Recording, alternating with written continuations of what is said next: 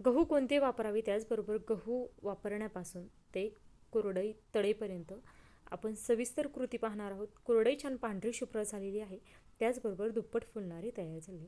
नमस्कार, मी कविता तुमचं सगळ्यांचं कविता रेसिपीमध्ये खूप खूप स्वागत करते. आणि हो, तुम्ही जर चॅनलला सबस्क्राईब केलं नसेल तर सबस्क्राईब करून ठेवा, जेणेकरून अशाच भरपूर टिप्ससहित मी ज्या रेसिपीज शेअर करत असते ते सर्वांची नोटिफिकेशन येईल. हे पहा, आज आपण अगदी 1 किलो प्रमाणामध्ये ही कुरडईची रेसिपी पाहत असताना अगदी सविस्तर कृती पाहणार आहोत. 3 ते 4 दिवसांची प्रोसेस, परंतु अगदी स्टेप बाय स्टेप पाहणार आहोत. त्यासाठी 1 किलो गहू घेतलेला आहे. गहू या ठिकाणी छान स्वच्छ निसून घ्यायचे. निसून घ्यायचे म्हणजे काय, तर चाळणीने चाळून घ्यायचे. त्यावर जे जाड गहू असतात ते आपल्याला कुरडईसाठी वापरायचे आहे. त्याचबरोबर त्यामध्ये खराब गहू असेल, अर्धा गहू असेल, थोडंसं आणखीन काही कचरा असेल तर तो सगळा आपल्याला काढून घ्यायचा आहे. हे पहा, अशा पद्धतीचा जर काही कचरा असेल तर तो देखील आपल्याला सगळा काढून घ्यायचा आणि गहू छानसे क्लीन करून घ्यायचे. हिरवे गहू असतील तरी देखील तुम्हाला ते काढून टाकायचे. अशा पद्धतीने गहू छान असे क्लीन करून झाल्यानंतर स्वच्छ धुवून घेतलेले आहेत 2 पाण्याने. त्यानंतर यामध्ये कोमट पाणी करून टाकलेलं आहे. त्यानंतर हे पातेलं मी उन्हामध्ये ठेवणार आहे. उन्हामध्ये पूर्ण दिवसभर ठेवायचं. दुसऱ्या दिवशी पुन्हा एकदा त्यामधील पाणी काढायचं आणि दुसरं पाणी टाकायचं, ते पण कोमट. अशीच प्रोसेस मी 3 दिवस फॉलो केलेली आहे. आणि 3 दिवसानंतर तुम्ही पाहू शकता गहू छान आपले व्यवस्थित असे भिजवून तयार झालेले आहे, अशा पद्धतीचे. त्यानंतर त्यामधील जो चीक आहे तो छान असा तयार झालेला आहे. आता या स्टेजला आपल्याला ही गव्हामधलं पाणी काढून टाकायचं आहे. हलक्या हाताने हा गहू धुवून घ्यायचा. त्यानंतर आपल्याला तो गहू धुतल्यानंतर त्यामधील सगळं पाणी काढून टाकायचं आहे आणि त्यानंतर ते गहू दळून आणायचे. आता तुम्ही जर घरी मिक्सरमध्ये दळणार असाल तर ते कशा पद्धतीचे दळायचे हे मी तुम्हाला पुढे सांगणारच. हे पहा, अशा पद्धतीने हे जे गहू आहे ते व्यवस्थित धुता यावे यासाठी छान मोठ्या भांड्यामध्ये मी काढून घेतलेली आहे. त्यानंतर यामध्ये मी पाणी टाकणार आहे. त्यानंतर आपल्याला हे सगळं पाणी काढून घ्यायचं आहे. अगदी हलक्या हाताने चोळलेले आहे, खूप जास्त चोळायचे नाही, नाहीतर पाण्यासोबतची निघून जाईल यासाठी. त्यानंतर चाळणीवर टाकायचे आणि त्यातील सगळं पाणी आपल्याला काढून घ्यायचं आहे. त्यानंतर हे गहू, आता आमच्याकडे सोय आहे त्यामुळे त्या ठिकाणी मी दळण्यासाठी देणार आहे. तुमच्याकडे जर मशीन नसेल तर तुम्ही घरगुती मिक्सरला दळून घ्या, परंतु मिक्सरला दळत असताना खूप जास्त बारीक होईपर्यंत दळायचं नाही, नाहीतर त्याची जी आम म्हणतात ती त्यामध्ये घासून येते आणि त्यामुळे तुमच्या कुरड्या पिवळ्या रंगाच्या होऊ शकतात. हे पहा, गहू छान असे भिजलेले आहे.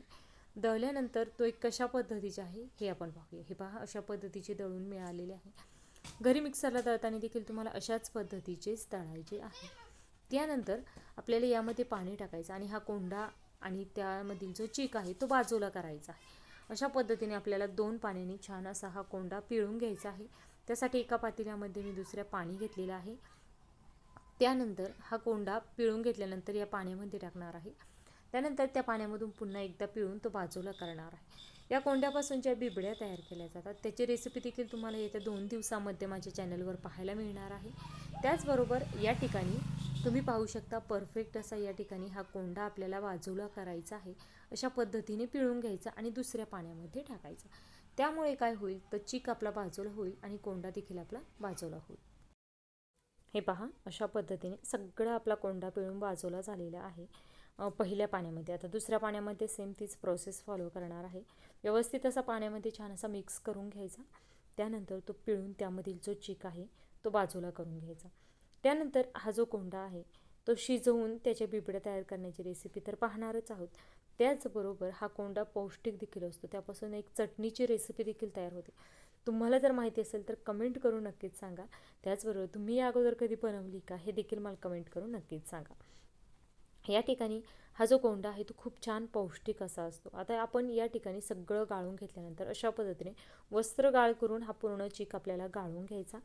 त्यामुळे आपल्याला या वस्त्र गाळ करत असताना त्यावर जी आम येते ती बाजूला करून घेता येते आणि त्यामुळे आपला पांढरा शुभ्र चीक तयार होतो. त्यामध्ये अगदी त्यामधील जो थोडाफार कोंडा असेल तो देखील बाजूला होतो. त्यावरील जे आम आहे हे पहा, अशा पद्धतीची ते देखील बाजूला होते. यामुळे काय होईल की पांढऱ्या शुभ्र कुरड्या येण्यास आपल्या मदत होईल. अशा पद्धतीने आणि तो काढून टाकायचा. अशा पद्धतीने सगळं आपण चीक वस्त्र गाळ करून घेणार आहोत.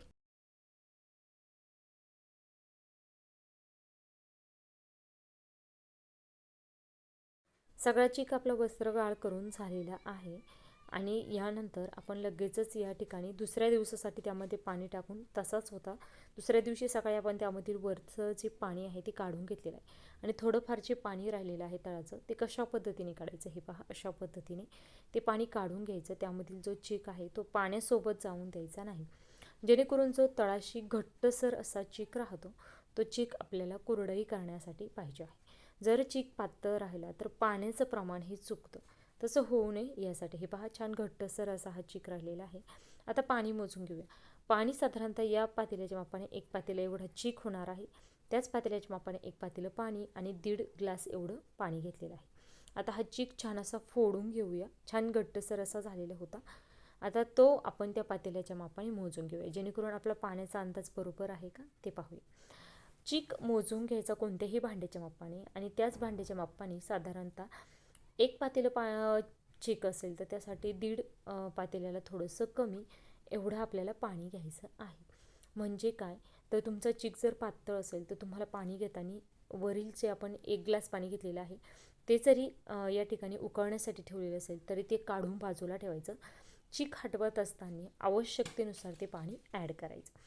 हे पहा, माझा जो चीक आहे तो घट्टसर आहे, त्यामुळे 1 पातेलं आणि 1.5 ग्लास मला एवढं पाणी लागणारच आहे. पण हाच चीक जर तुमचा पातळ असेल तर पाणी टाकताना तेवढं पाणी जरी तुम्ही उकळण्यासाठी टाकलं तरी 1 ग्लास पाणी हे बाजूला काढून ठेवायचं. हे पहा, छान घट्टसर असा आपला चीक तयार झालेला आहे. लगेचच आपण पाणी उकळण्यासाठी ठेवणार आहोत. त्यानंतर यामध्ये खळखळून पाण्याला उकळी येऊन द्यायची आहे. पाण्याला छान अशी उकळी आल्यानंतर यामध्ये आपण मीठ टाकूया. मीठ टाकण्यासाठी अगदी लहान आकाराच्या चमच्याचा वापर केलेला आहे. 1 किलो गव्हाची कुरडई करण्यासाठी त्या चमच्याच्या मापाने अगदी तुम्ही पाहू शकता 2 चमचे एवढंच मीठ टाकणार आहे. यापेक्षा खूप जास्त मीठ टाकायचं नाही, नाहीतर वाळवण्याचा पदार्थ जो आहे तो खारट होऊ शकतो. चमचा पाहू शकता खूप लहान आकाराचा आहे, तेवढंच मीठ टाकायचं. मीठ टाकल्यानंतर अगदी 1 ते 2 मिनटासाठी पाणी छान असं उकळून घ्यायचं, जेणेकरून मीठ त्यामध्ये व्यवस्थित असं उकळलं जाईल. त्यानंतर एका हाताने आपल्याला या ठिकाणी एका हाताने पूर्ण चीक टाकायचा तर दुसऱ्या हाताने लगेचच ते हटवून घ्यायचं आहे.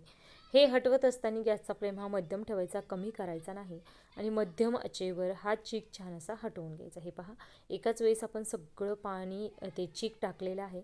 आपण अर्धा ग्लास गरम पाणी यातील थोडंसं काढून ठेवलं होतं, जेणेकरून पातेलं आपल्याला व्यवस्थित क्लीन करून यामध्ये टाकता येईल आणि अशा पद्धतीने चीक छान असा आपण हटवून घेत आहोत. पूर्ण हा चीक हटवून झाल्यानंतर तो कशा पद्धतीचा झालेला आहे हे मी तुम्हाला दाखवणारच आहे.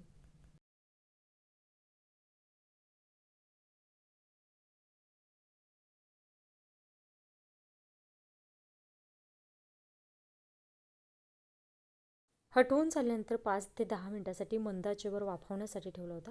त्यानंतर ऑलमोस्ट आपला चीक तयार झालेला आहे. चीक गरम गरम असतानाच पटकन कुरडया करायच्या, त्यासाठी अशा पद्धतीचा मी सोऱ्या घेतलेला आहे. सोऱ्याला आपण तेलाचा हात लावून घेतलेला आहे. त्यानंतर यामध्ये हा चीक भरायचा आणि त्यानंतर दाबून छान अशी कुरडई तयार करून घ्यायची. तुम्ही जर हात सोऱ्याने करत असाल तरी देखील ते करू शकता, परंतु हात सोऱ्याने खूप जास्त वेळ लागतो. मला ही पद्धत बेस्ट वाटते, त्यामुळे मी अशाच पद्धतीने ही कुरडई तयार करणार आहे. अगदी छान परफेक्ट असं पांढरा शुभ्र रंगावर आपला हा चीक तयार झालेला आहे. त्यानंतर लगेचच आपण दाबून याची कुरडई तयार करून घेणार आहोत.